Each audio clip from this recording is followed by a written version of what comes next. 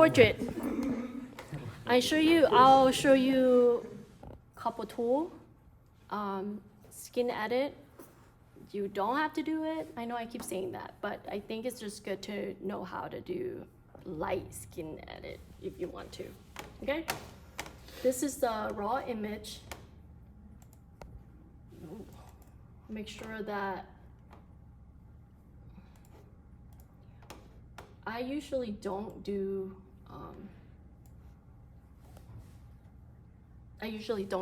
color edit in here. You want to just take it to Photoshop's, okay?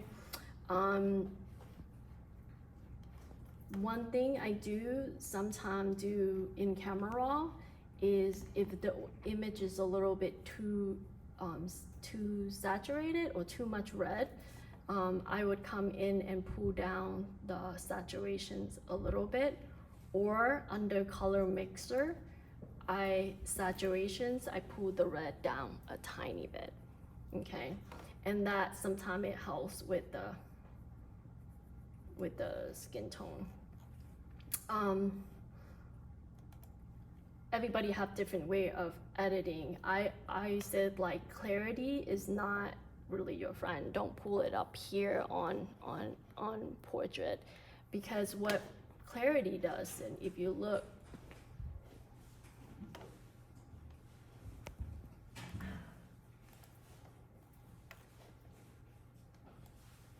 right? So you pull up clarity is definitely not a way of doing that.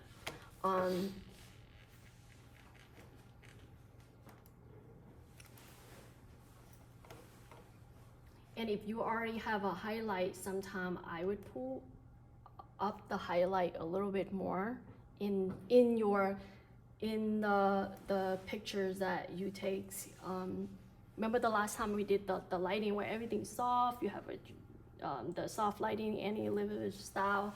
So I would pull up the highlight in Camera Raw, and then I just go make sure that here, make sure that you keep the megapixel as original, like your camera.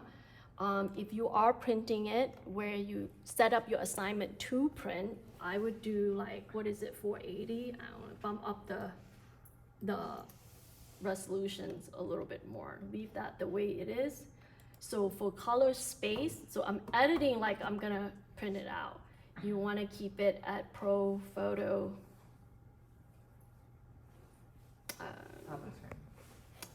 Yep, Pro Photo RGB. Put Are we okay. printing these? Since you're gonna edit anyway, why don't you edit for print? Okay, and then I'm gonna hit open. Go straight to Photoshop.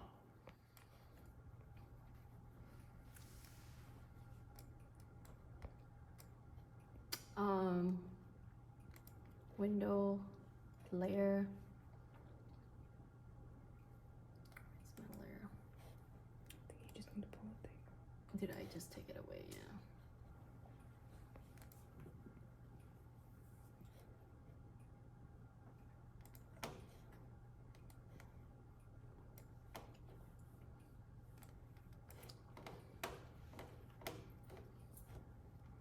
I make my first layer what I call like a quick edit, whatever that I don't like in my thing. So with the okay, I'm gonna zoom in. So obviously this background is really dirty. The spot healing and the remove and the healing brush and the patch, these four things doing different things. For the spot healing, and again, this Photoshop version is really good now. For the spot healing, think about it, it's a spot, like it's a dot. So what it does is Photoshop taking a pixel right next to it and blend it in. So spot, so think about it's small spot, right? The clone tool is you cloning, I mean, I'll use it, but I don't use it in skin editing. But the clone is, you have to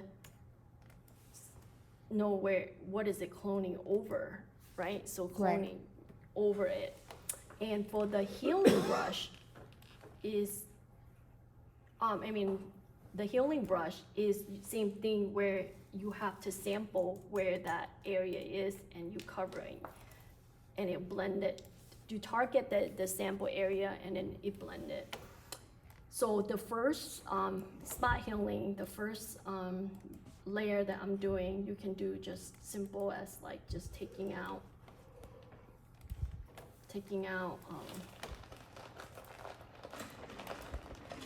So here you see that there's all of these that you can. Some of it you can, if it's small enough, you can use spot healing, right? But some of it is not a spot healing. It's about texture and color. So you have to, you can if you want to, so you can separate the texture or the color to separate it out, and that way you can edit much better. And I know it sounds harder than what it is, but I'm gonna show you guys. So here I have, let's just say I already edit through my layer, just small simmer, small stuff. That the top layer, I'm gonna copy it. And the bottom layer, I'm gonna call it color. No, texture, sorry. Color, right, color. The top layer, we call it texture.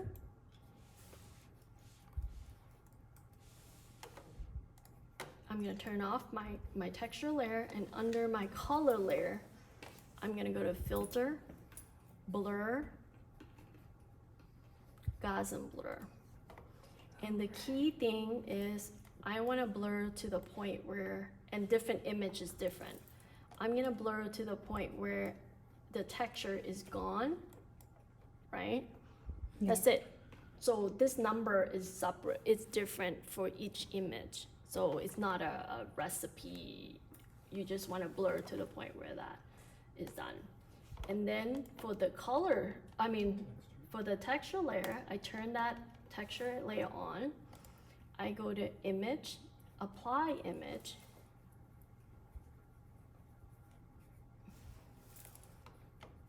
And I want to apply to the color layer, right? And on the blending mode, go to subtraction. And I think offset is 1, scale 128. Reverse. It's 2 on the top and 28 on the bottom. And then for the mode, I want to go to linear light. So it looked like nothing happened, but now the top is become the texture mode, the bottom become color mode. Color. So now we separate these two. So how do you do this seamlessly so that it doesn't look? So what I like to do is work on the color mode first. So if you zoom in, you see that here, you see there's color different. There's color problem. It's not a texture. It looked like a texture, but it's a color. So I'm using my blending mode. Oh, healing brush. Oh, you want to make sure this to be hardness to be 0. And I want to be under the color mode. So all I'm doing is I'm just matching. See, I'm just matching the, right, so that the color is all the same tone.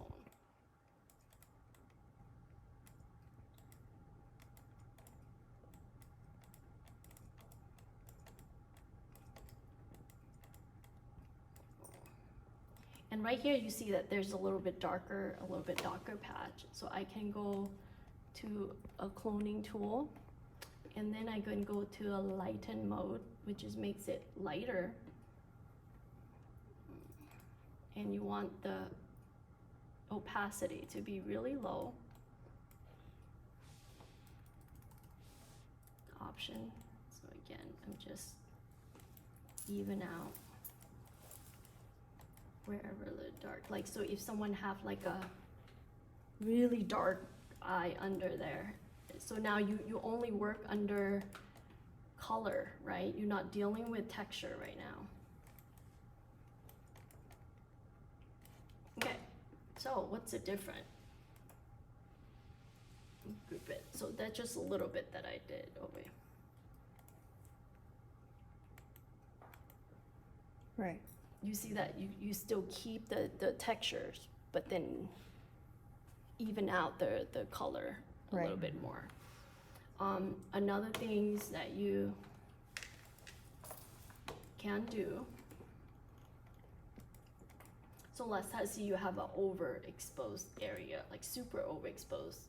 Well, this image is not overexposed, but if you have an area that you wanted a little bit more evenly between the texture and the color, you can add one more blank layer. And with the blank layer, you can go to a brush. And then with the brush, you can very low opacity, like under 5, like a tiny, like a 4%. And you sample that color right next to it. And you just kind of paint it Wow. into the wherever the color Right. exposes.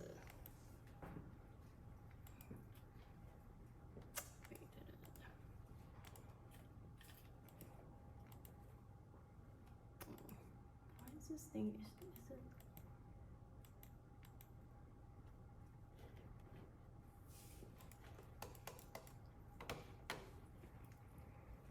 Did I group the whole color texture? Yeah, I did. Why is that weird blur? So that's one way of doing skin retouch, is to have the separated and do it through color versus textures Right. layer. Now, to get rid of, to change different, I mean, again, to change different, to work on a little bit on a different form like these, you see these, just added a little bit of, using a little bit of liquefy, but not to change the person, just liquefying the clothes or liquefying certain things that it just look better that way. So I will show you. So here's the image. I always put before, and there's 2 layers, having the image that you're editing and have image that you are not editing in the bottom. So so that you can mask it back if you're not happy with it, right?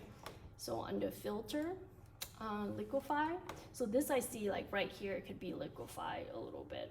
So how liquefy work is this tool right here is pushing the layer in, pushing a pixel in. I would say when you start, do slow, small pressure and small, lower the pressure, right? So the end of the bigger the brush. So when you move pixel, you have to move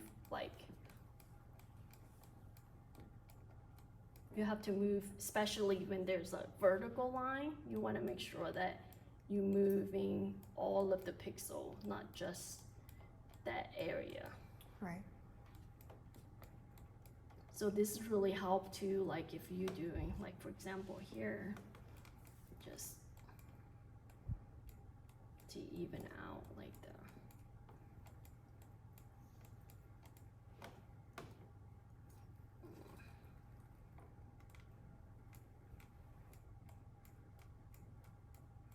I also use this if you are using, if you are having lens distortions and you want to correct your lens a little bit, if you're using like 18 to 35 and you have the really weird distortions, I think this is also the tool that can correct that as well, if you know where.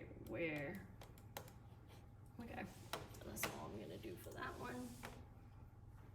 So I think just a little bit really does help with portrait. What else? Color, skin editing. So I like to have it, I like to do different layers of colors. So I would say using where you can use mask is important so that you're not working directly on the layer. Like for instance, if you do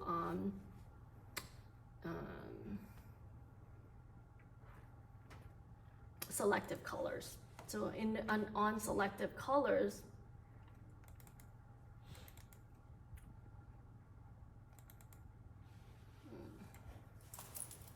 where's this thing go? Over to the right, on the very right edge. Got it. Where is it? Oh, right here. Yeah. So under selective colors, it allows you to go obviously in different channel, right? So if you want to do your neutral tone first, do you want it more black on it? Add it more so that you can, maybe this one I want to open the black up a little bit more. Just open a little bit more so that maybe just work on here to have the color textures. Or if you want, and it's on a mask, so you can mask it out. Now if you want to go into the red tone, and then either to add it or take it away. So sometimes people like, you know, like Annie Leibovitz, oh, she have a lot of cyan happen in her, maybe the background is cyan, then you want the whole mood to look more cyan or more yellow or more, I wouldn't do, magenta is not a color to really add to skin tone as much, right? So it's trying to stay away from that. So here you can go into different channel, you can add the yellow, you can,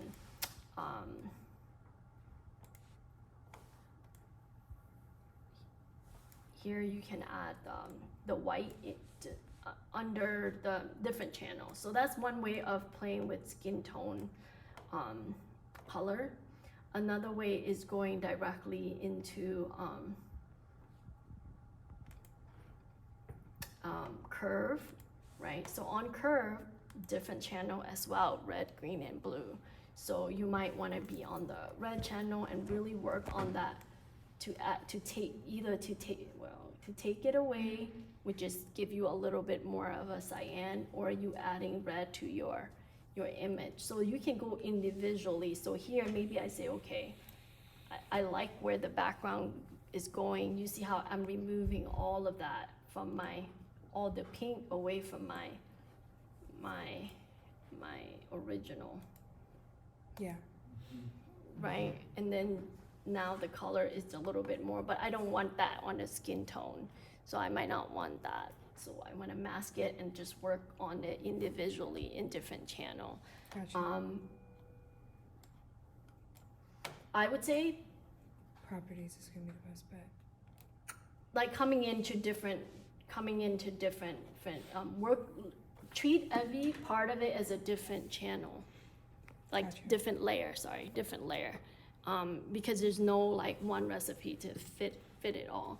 And an image, like I said, you know, you probably ask like, well, what's the difference between edit? You can tell an edit image, even you spend 5 minutes versus non-edited pictures, I guess. Okay. Cool. Focus, also another thing, if you want to play with focus, Photoshop now does a really good, let me see. So again, I'm copying that layer, filter, I think under blur, is it called iris blur or under filter? I think it's under filter. It's iris blur. Is it blur, right? Iris blur, yeah, under blur gallery. The one right below blur gallery. Oh, it is burger. Okay. And so this allow you to pick exactly the point and how it fall off, and that's The focus really point. nice. Yeah, this is like almost like in how big it is. And again, I would Oh, I say see. a little bit go a long way. So like just see, like let's say your lens not be able to have that crazy depth of shallow depth of field. Maybe you're shooting at f8 and you want to fake a little bit of a blur effect, you know, you can. So this is one way, like, again, let's just say no, okay, don't share.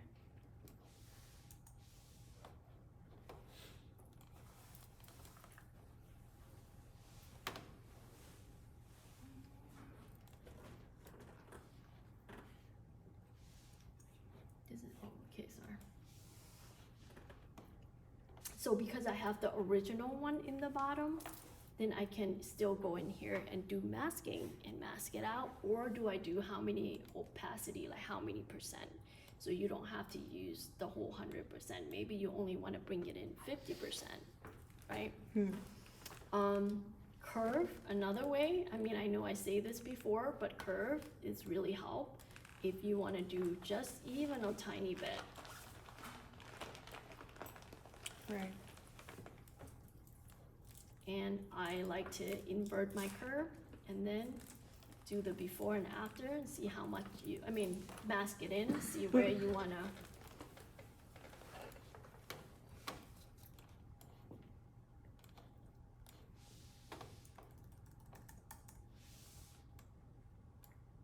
Oh, opacity, yeah. Maybe not that much.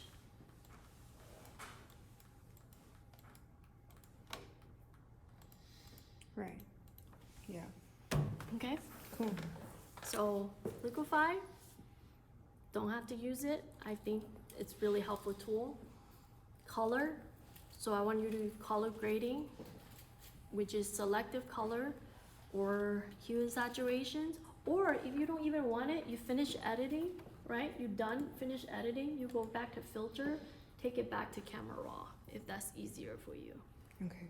Right? So then that put it back into camera raw and then go through it here. You know, the color grading here, Cool. right? But play with the color. I do want to see your Photoshop and before and after, right? Yeah. Like, so you want to see all the layers. Yeah. Cool. Huh? I already did it. You don't need to edit. Well, now you get to do it again. No, but I'm sure you already know all of these tools. I'm just saying, if you never used the tool before, doing portrait, why not? Great Cool. pussies.